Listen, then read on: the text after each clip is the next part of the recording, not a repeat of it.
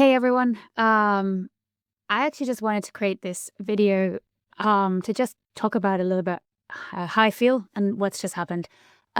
First of all, I want to say thank you to all the people who have reached out on Twitter and LinkedIn and through private messages. It's insane the amount of support from the community and it really, really, really means a lot to me. Thank you so much. Um, Yes, I was laid off yesterday from Block. Um, I'm going to talk a little bit what happened, how I feel, and where I see things are going. I cannot talk about anyone else's feelings or anything else that happened, just my own personal side of things. So yeah, yesterday we were in a training call. Everything was normal. The whole day was normal. And in the middle of the training call, I'm pretty new in the company, so I don't know everyone, but someone came into the call and basically said, I'm cutting this call short. Everyone needs to leave this call. This training is ended. Please go and read your emails. And I was like, what's going on here? So I obviously went to my emails, but I'm really not very good at reading emails. So I had 60 emails open because, all the Slack emails and the GitHub, there's so many emails. So I'm like, where do I look? I'm panicking. Well, what are we talking about? So I sent some message in Slack and what email? What's just happened? And then I seen some of my colleagues basically saying, yeah, I've been cut. I'm gone too. And I'm like, what? And then they said to me, Debbie, have you got the email? And I'm like, what email? So I'm searching through and I seen Jack's email, which is the one he publicly sent on Twitter. So that's an official email that everyone's seen. But I didn't get the email to say, am I safe or am I gone? So I'm like, I don't know. Do I have a job? Do I not have a job? So I was panicking. And basically they said by the end of the day, everybody will know the situation that they are in. So now at this stage, it was I think 9:30-ish at night, maybe 10 o'clock, 10:30-ish at night. So at this stage, I'm like, I don't know what to do. I had no information, but I know that the Spanish law kind of protects a little bit more different than the American laws. So I'm thinking it has to come through an official DocuSign kind of thing. It can't just come through as an email. I have to sign that I had accepted this. So I don't have that right now, but I don't have the email to say I'm safe. So that means I'm not safe, but I just don't know. So anyway, I went to bed. And obviously I couldn't sleep and my head was spinning. Actually, before I went to bed, my whole body started to shake. I actually went into a full shake caused by shock. And I went down to my garage and I was just sitting there. I brought my computer down just in case a message came in case an email came in, just kind of waiting, refreshing, seeing, what is my status? What is my status? Do I have a job? Do I not have a job? And I had a shower to warm myself up because I was literally shaking. And then I seen there was still no news. So I went to bed. But obviously I just could not sleep. I'm just lying in the bed. And then at 12:30, midnight, I just went down to my office. I opened the computer and I just looked and there I saw, the DocuSign, basically official termination process and that I read through and had to sign. And then I have a meeting today to basically tell me how to return the computer and things like that. So at least that meant I could sleep because then I knew, well, you know what, actually I don't have a job anymore. I think not knowing is the hardest thing. At least I know. So now I know I can act upon it. So my official leaving date is the 14th of March because by Spanish law, you have to give the 2 weeks notice period. But I'll find out today if I do garden leave or have to stay in the company working. I don't know. You might all think that, oh, well, you've been let go again. So, you get a good severance pay and things like that. But that is not how it works because by Spanish law, I am new. So on the first 6 months of your time in the company, you're on what's called a trial period, which means you can leave and the company can terminate your contract at any time for no particular reason. So my contract has been terminated. I get no severance pay. I get nothing, just the pay until the 14th of March. From the 14th of March, then I get no more pay and there's nothing extra and nothing coming in, nothing. So that is by Spanish law. That has nothing to do with Block. Block have done everything correct by the law. This is just how Spanish law works. And obviously, yes, they could have given me lots of money, but I'm only a couple of weeks in the company. So why would they bother looking after someone who's just started? So that is my situation. What was I doing? I was having the best time ever. I worked for an amazing team of people. I have to say, Like, yeah, I only got to do 3 full weeks of actual proper work. The people I worked with were so heavily working in AI. The things they were doing, we are on the bleeding edge. Everyone on the team I was working with, it's absolutely insane. I've never seen people work so fast and get so much done, be so productive. And just even to think about and talk about things that we just did in the last week. The release videos, release notes, for Goose, right? Goose is having a release almost every week. There's things coming out. The team decided to, what if we could automate the process? So when it gets released, the Discord MCP server could be used to post in Discord all the release has been made. So people get the news right there and then. And then, my boss had the idea of like, oh, imagine if we had a video and that was automated. And I went ahead and I basically automated the whole process. I was about to actually press, to publish it just literally before the email came in. But basically, I created a skill that goes to the GitHub release notes page and takes that information and creates a blog post out of it, and then creates a video out of the 5 most important features. So reads through all the GitHub issues of like, what's the best features here, creates a video, and then goes to 11 Labs to get my voice clone, which is my voice clone, and it's on my personal API key. So don't worry, that stays with me, not with the company. I did it in the weekends. It's mine. So my voice clone is there, and it uses that and it creates the video. And I had a blog post and a video of the release notes in 40 minutes. So are you saying I'm not using AI? I'm totally using AI. Am I being productive? I'm totally being productive. I'm saving the company time and effort. And then the other previous video I did was on how to order food through things like ChatGPT, through Goose. Absolutely insane. We're about to do a live stream on it next week.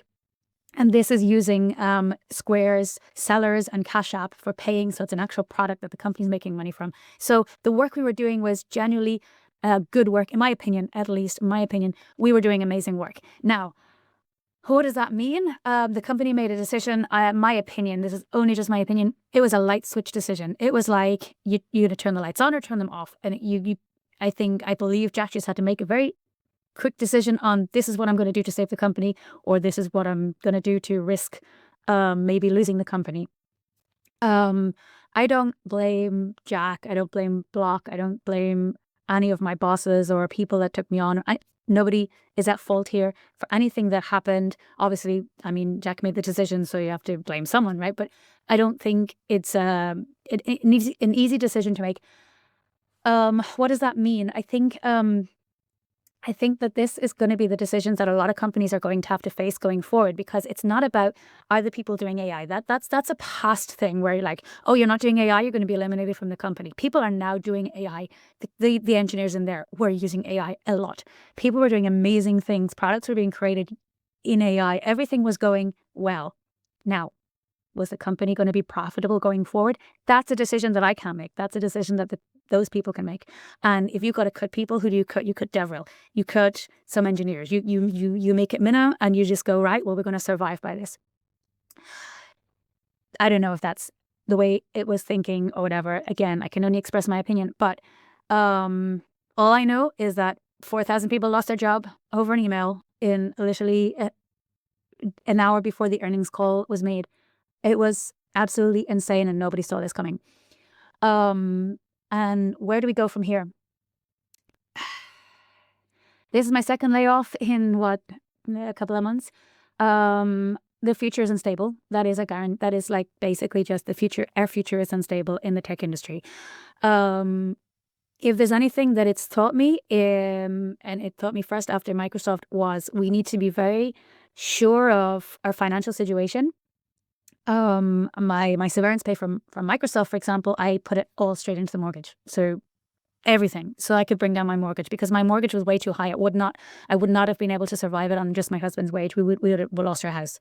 So at least that helped to bring the cost down, so that, when another situation like this arises, which I didn't expect it to arise so quick, I was thinking like maybe in 2 years' time, that we would be able to survive. So I've been planning for a future survival mode.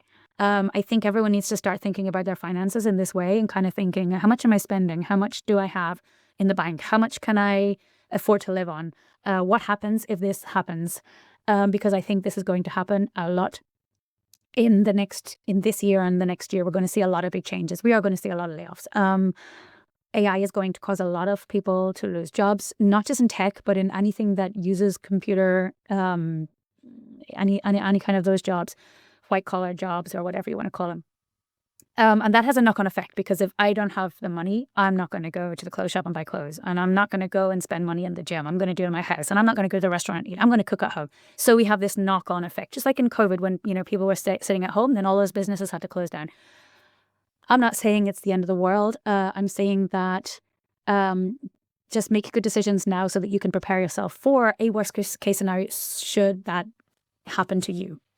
I'm pretty confident that I am going to find a job in, I don't know how long it will take, but I'm pretty confident I will find a job. But I don't know how long I'm going to be able to have that job for. I don't see any stability. I don't see any long-term future prospects in our industry. Some people will and continue to work long-term for sure. There is a lot of work for people who have good knowledge-based skills and a lot of architectural skills. Like, there's a lot of people in need, and there's a lot of work still out there. However, I don't know how long the companies are going to survive. And when the companies can't survive, then they're not going to need the people. So it's not like the AI we don't need because of AI. It's because, I think it's more because we don't need the services as much that people used to use. We can now build anything. And really, the last couple of weeks, we've been building anything. You asked me, can we build this? We can build it. It's absolutely amazing. This is all, pretty much since December. Quad Opus 4.6. Totally to blame. It's amazing and exciting. I absolutely still love the industry I work in. I love my work. I absolutely love working in AI. I want to continue working in AI. I think there's still a lot of work to be done, a lot of things to be shared, a lot of people to be brought up. And I think companies can still make a lot of money in the AI space, and others won't. But that's just life in general when it comes to businesses. So my recommendation to you is to get your finances into a kind of way that you can survive in case the worst things happen. And still, I encourage you to keep at the forefront and on top of all AI, using it in every possible way and bringing it into the company, so that it's not about you showing that you are valuable, because that's not what it's about. But this is a tool. We all need to use it. It is amazing. I still think AI is amazing, even though, did AI replace me? Maybe it did. I don't know. But definitely keep doing and creating amazing things, and keep enjoying next year, where we should be having as much fun as possible.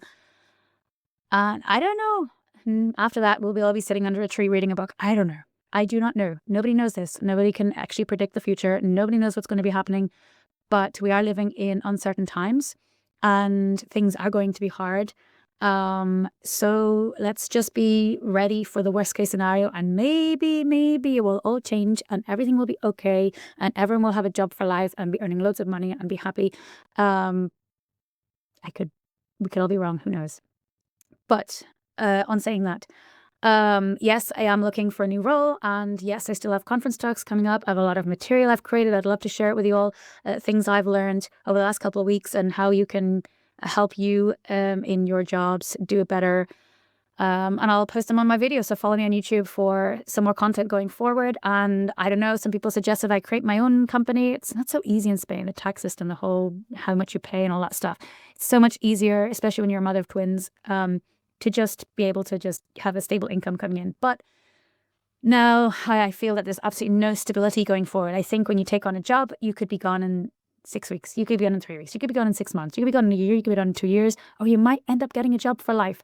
Although I don't think that anymore. So,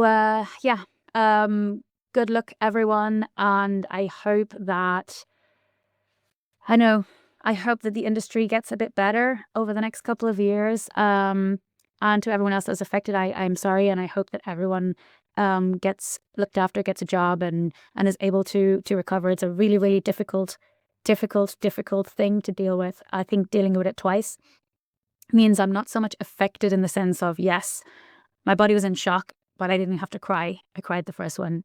The tears are gone. It's not personal anymore. It's not even emotional. I don't have any emotions over it. It's just like, here we go again. It's life. So yeah.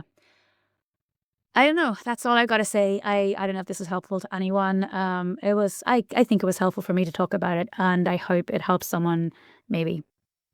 Thanks everyone, and thank you again for all your support. This community rocks, and I love being part of it, and I'm going to continue to being part of it. So yeah, over and out.